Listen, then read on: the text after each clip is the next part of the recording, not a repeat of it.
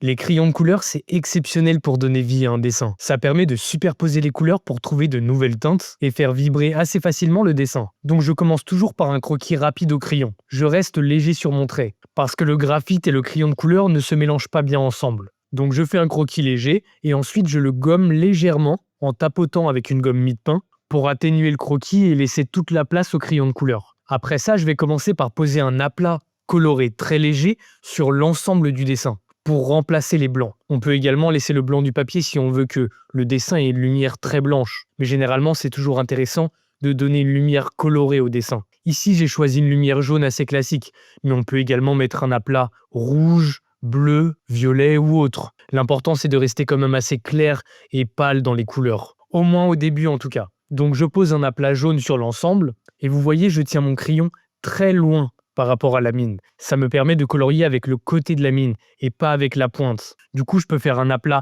assez rapide et léger avec le côté de la mine. Et tenir le crayon assez loin me permet aussi de garder une vision d'ensemble, de ne pas avoir le nez trop près de la feuille. Et c'est indispensable d'avoir du recul pour faire un dessin de qualité. Surtout au début quand on est encore dans la construction et dans le croquis. Ensuite, je commence à poser les rouges pour le vêtement, étant donné que c'est un petit Père Noël. Mais je reste léger à l'endroit où il y aura les ombres, pour faciliter le mélange des couleurs et pour pas que le rouge soit trop présent dans les ombres. J'avance progressivement, petit à petit sur l'ensemble du dessin. La particularité du crayon de couleur, c'est qu'on peut empiler les couches, les superposer pour créer de nouvelles nuances. Donc je vais travailler un petit peu comme en peinture à l'huile, couche par couche, calque par calque. On peut également poser des aplats très forts et très puissants dès le début. Mais personnellement, je trouve que c'est un petit peu dommage et ça manque de profondeur. Mais c'est un avis subjectif. Tout dépend du style que vous voulez faire. Donc ensuite, je vais tout de suite placer mes couleurs au niveau des ombres. Je vais jouer avec le contraste entre couleurs froides et couleurs chaudes, et même avec les couleurs complémentaires en mettant un petit peu de vert dans mes ombres. Si vous n'êtes pas familier avec les couleurs complémentaires, vous pouvez trouver des cercles chromatiques sur Google par exemple. C'est un cercle qui vous montre les couleurs complémentaires. Les couleurs complémentaires, c'est donc les couleurs qui ont le plus de contraste les unes par rapport aux autres. La couleur complémentaire du rouge, c'est le vert. Celle du bleu, c'est le orange. Celle du violet, c'est le jaune, etc. Donc généralement, pour faire ressortir un dessin et le contraster et lui donner plus de vie, on va jouer avec les couleurs complémentaires. Mais ici, sur le dessin, je vais principalement jouer avec le contraste couleurs chaudes et couleurs froides, même si je vais mettre un petit peu de vert dans mes ombres. Donc comme vous voyez, c'est un petit Papa Noël sportif, rider, qui va nous apporter nos cadeaux en toute légèreté. Il est en régime keto, en régime carnivore. Il s'est repris en main, il a laissé sa bière, il a laissé son traîneau, il a laissé la raclette, il s'est repris en main. Donc voilà, j'avance progressivement, couche par couche, petit à petit. Les crayons de couleur, c'est avant tout un médium de patience. En tout cas, pour l'utiliser de cette manière, superposer les couches et créer des vibrations de couleurs, il faut être patient. Là, c'est un dessin que j'ai réalisé en live, donc en parlant un petit peu en même temps, et ça m'a pris à peu près 1h30. Je vous conseille également de préparer vos couleurs à l'avance. Préparez une petite palette réduite de 6-7 crayons de couleur maximum et essayez de vous en tenir à ces crayons-là. Déjà, ça va vous permettre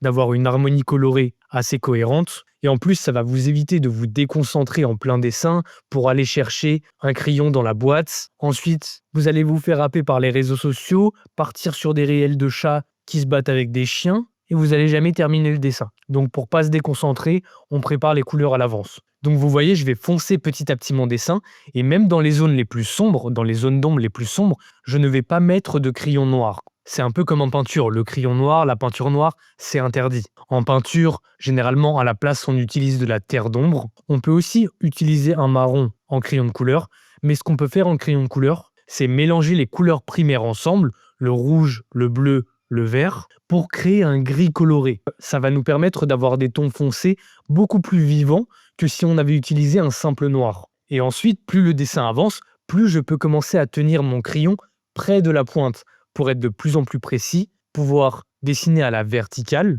et donc avec la pointe de la mine. D'ailleurs, ça peut être intéressant de détailler un peu plus une partie du dessin. Par exemple, le point où on a envie que le spectateur se focalise, le point focal. Généralement, on va le mettre plutôt sur le visage, parce que c'est le visage qui véhicule le plus d'émotions. Mais en fonction du sujet, ça peut varier. Donc n'hésitez pas à détailler un peu plus une partie du dessin et de laisser d'autres parties un peu moins finies pour créer de la profondeur et orienter l'œil du spectateur. Là, je passe sur le skateboard que je vais garder dans une couleur plutôt froide pour contraster avec le Père Noël qui est en rouge et donc dans une couleur chaude. Et vous voyez, si on zoome un petit peu, on peut voir que dans les ombres, il y a des teintes de violet, de vert, de bleu, et c'est ça qui rend le dessin vivant. Ça crée des vibrations de couleurs qui font vibrer le dessin. C'est un concept qui est dur à expliquer, parce que ça se ressent.